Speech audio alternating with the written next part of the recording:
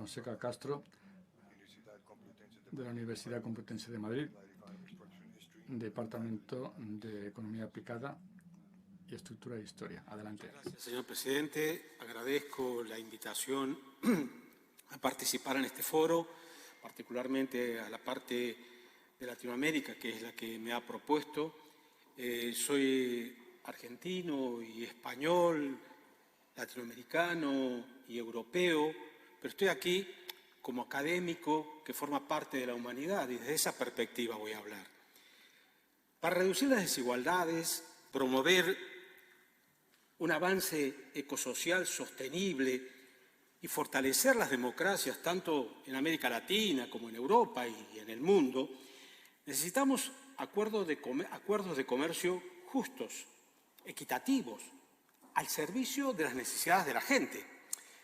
Desde la evidencia de lo que hasta ahora han sido y de cómo se están configurando, incluyendo el acuerdo Unión Europea-Mercosur, la realidad es bastante lejana a esa perspectiva, porque estos tratados, actualmente vigentes algunos y otros, como decía, en marcha, tienen un esquema basado en una relación asimétrica de comercio en el que los países industrializados tienen el papel de proveedores de bienes industriales y los periféricos de bienes naturales, que afecta a unas y otras poblaciones negativamente por igual.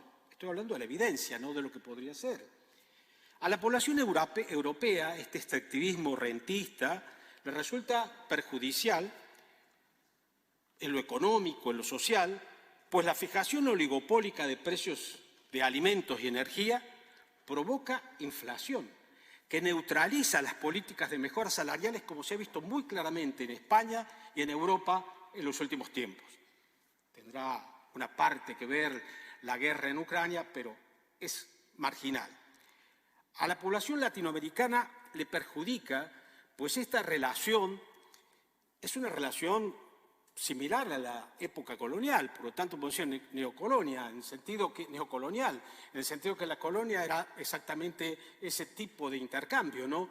Bienes primarios que se extraían y bienes industriales que se proveían. Extractivismo pesquero, minero, hidrocarburífero y producción de cereales para exportar. Principalmente, ¿qué? Soja. ¿Para qué?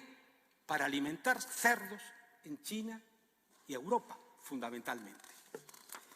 Esto provoca una primarización de las economías latinoamericanas.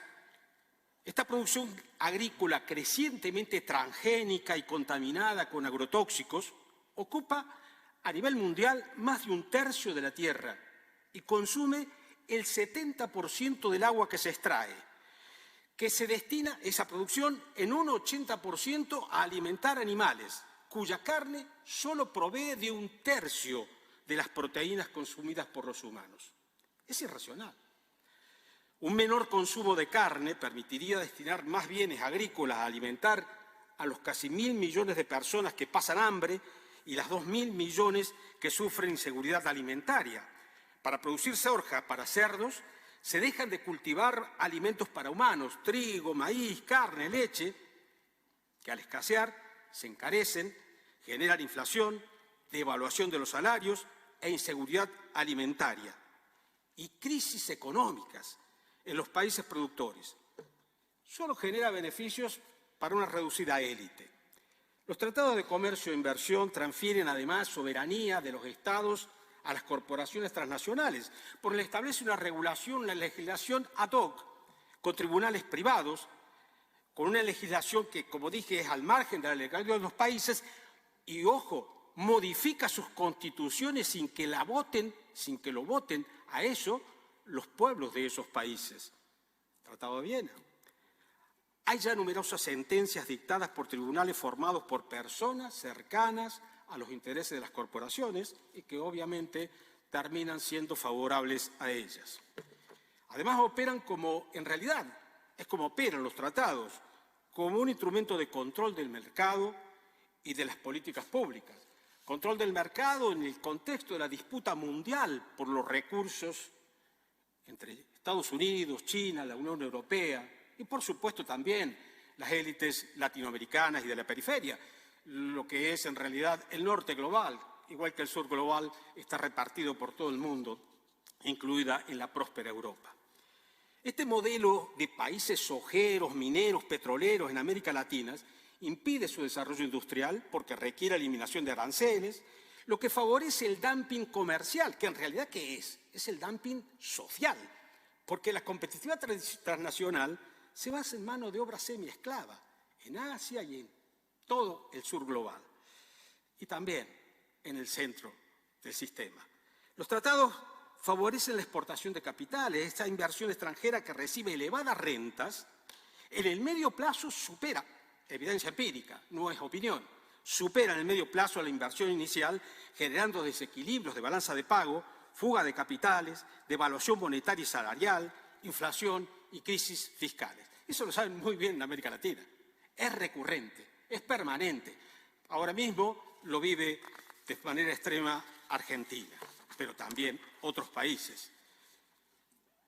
¿Cuáles son las consecuencias de estos tratados de comercio e inversión neoliberales?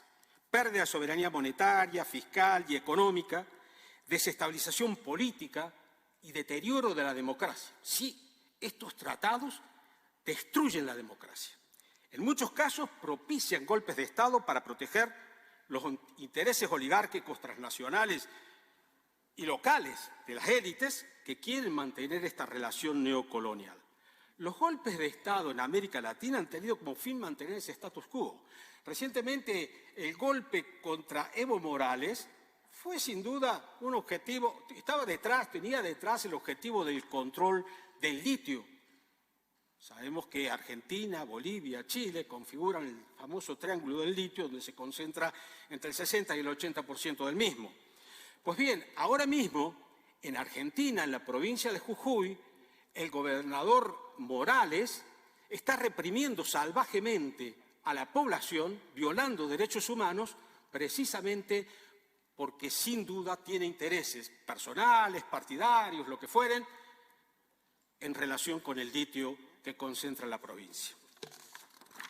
Los desequilibrios externos de los países latinoamericanos se traducen en una crónica deuda externa que monetiza y canaliza la plusvalía extraída por las multinacionales hacia las cuentas de un puñado de enriquecidos a costa de la humanidad, que mediante fondos de inversión colosales dominan la economía y la política.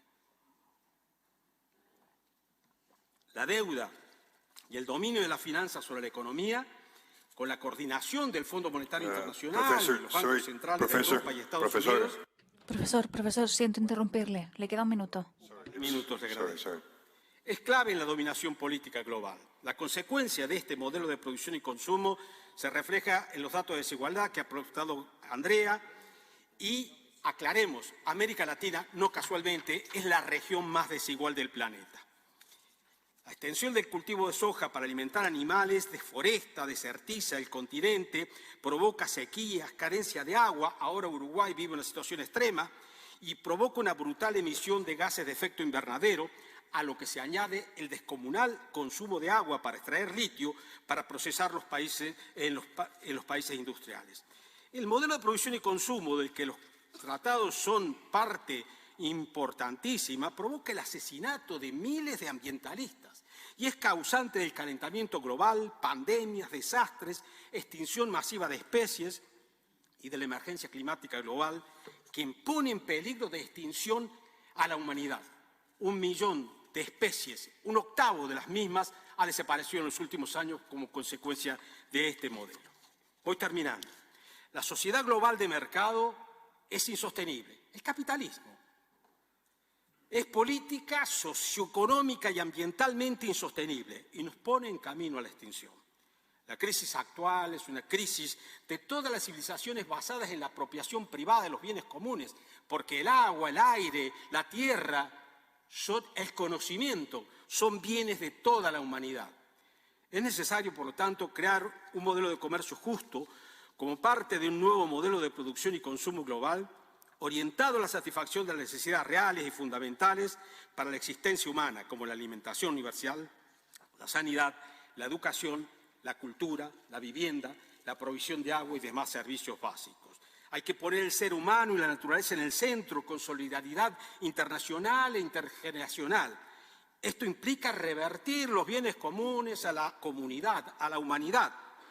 Agua, salud, educación, cultura, cuidados, el conocimiento, hoy privatizado, ya que la inteligencia humana materializada, mal llamada inteligencia artificial, no es artificial, es el producto del conocimiento acumulado por la humanidad durante millones de años. Está apropiada, está privatizada y es utilizada para someter de forma neoesclavista a la humanidad, a la que se la priva incluso del trabajo, se la priva de la riqueza que crea, pero también del trabajo. Es, por lo tanto, necesario abandonar la lógica del desarrollo entendida como crecimiento del PIB, que lleva a considerar, termino con esta frase, que lleva a considerar deseables los atascos en carretera, porque consumen gasolina, provocan muchos enfermos, provocan muchas muertes y todo eso incrementa el PIB. Muchas gracias y pido disculpas, señor presidente.